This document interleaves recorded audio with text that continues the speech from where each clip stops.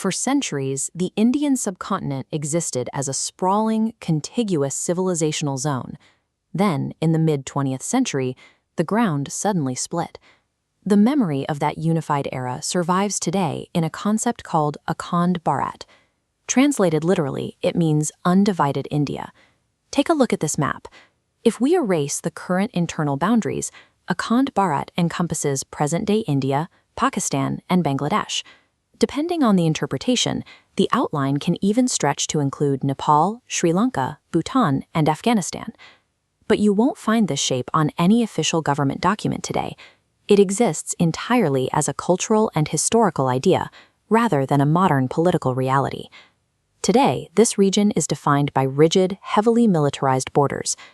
To understand the tension between these modern states, we have to look at exactly how that original unified territory was torn apart. The geopolitical reality of South Asia is rooted in a rushed, chaotic division.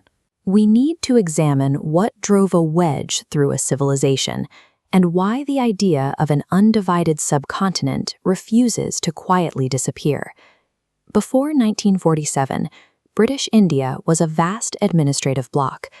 Beneath that colonial umbrella lived a deeply complex society, home to dozens of languages and distinct religious communities living side by side.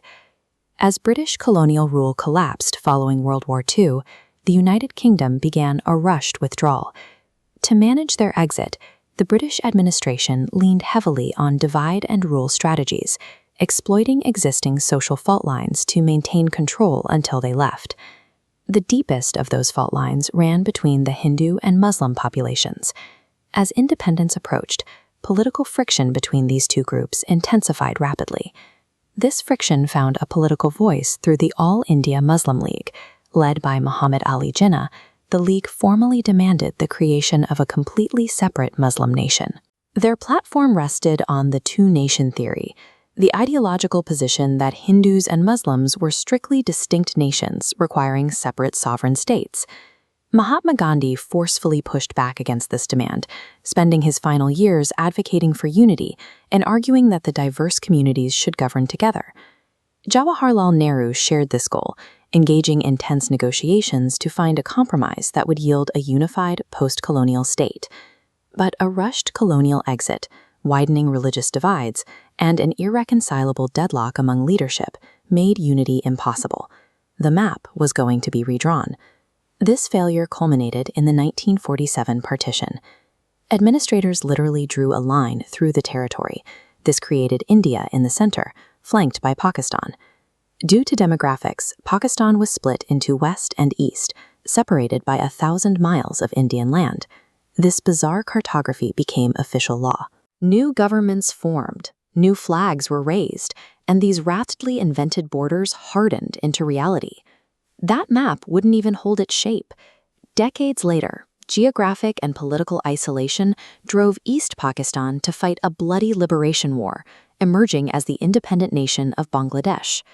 While politicians debated boundaries, the reality on the ground was catastrophic. Roughly 14 million people suddenly found themselves on the wrong side of the new lines, triggering one of the largest mass migrations in recorded history. Communities that had lived together for centuries fractured along religious lines. Escalating communal violence broke out along the migration routes, resulting in an estimated 1 million deaths. Drawing borders on a map is never a clean administrative procedure. The 1947 partition was a deeply traumatic rupture that permanently altered the demographics of the region and left a psychological scar that persists today. This is the modern Wagah border crossing between India and Pakistan today.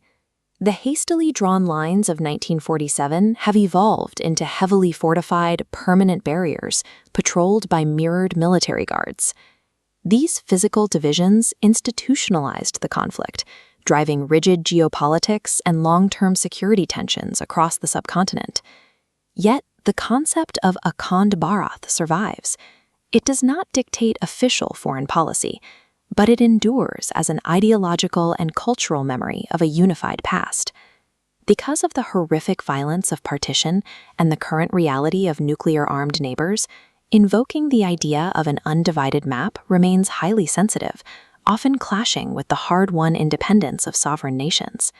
In geopolitics, physical borders are permanent and often written in blood, but the cultural memory of what a map used to look like can easily outlast the empires that originally drew it.